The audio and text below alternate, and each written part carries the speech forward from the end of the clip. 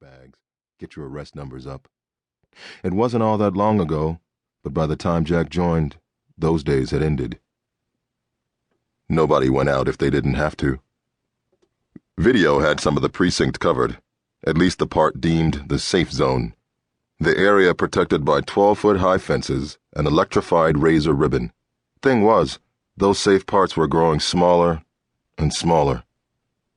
In parts of the 5 boroughs they had disappeared completely.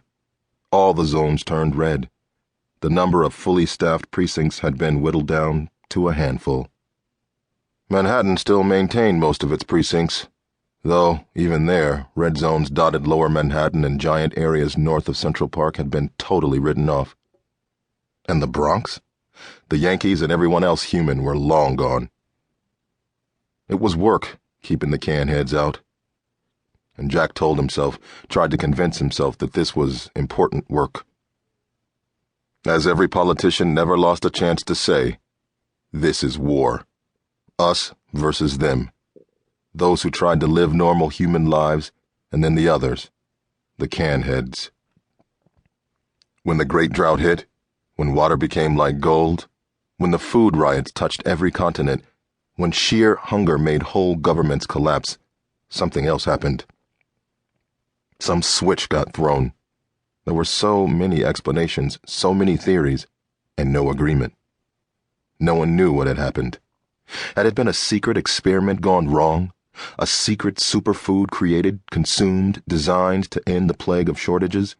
And if so, did that food actually carry a new virus that played with the genetic code and undo millions of years of evolution? And what did he think? Above my pay grade, Jack thought. They just need people like me and Rodriguez and Thompson to make sure the canheads stay away. And every day, every night, that got harder and harder. His eyes had shut sometime in the middle of the night. Cops weren't supposed to sleep. This wasn't like the fire department. They still maintained that code of on duty, to serve and protect. That meant awake. Still, it was quiet, and he had slept. The phone on his desk rang, shrill in the middle of the night. Cell service had largely disappeared, save for the few satellite services and those that could afford them. Landlines had also grown increasingly undependable, cables cut, telephone poles down. When lines in the supposedly safe areas got damaged, no team would go out to work on them, at least when it was dark. The desk phone gave out a sharp trilling noise. He saw the time. 2:12 a.m. Christy. "Hey," she said. "Up late again?" he said. "Just checking on you." Jack laughed. "You know, if I had a nice warm bed to sleep in, that's what I'd be doing instead of...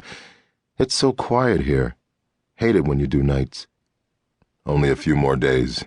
You should sleep." A pause. "I would." "Yes." Jack's tone did little to take the edge off Christy's voice. She worried, but more than that, she kept at him about their need to get away from this, to leave the city. The chats often turned into arguments, their relationship another casualty of this new world. Get away? Another job? Go where? Do what? Supposedly there were opportunities if you traveled deep enough into the country. Factories where things still got made, plants where they struggled to process and stretch the thin food resources. Jack had resigned himself to this life. The money wasn't bad. Sooner or later, he might get posted to Manhattan, a desk job. Just had to hang the hell in there. But Christy didn't buy any of it. "Quiet tonight?" she asked. "So far. Fingers crossed." A longer pause this time. "Okay. Be safe." "Always do the best I can. Now you," a little laugh from his wife. I'm going." She took a breath. "Good night." "Good night," Jack said, feeling terribly alone when the line went dead.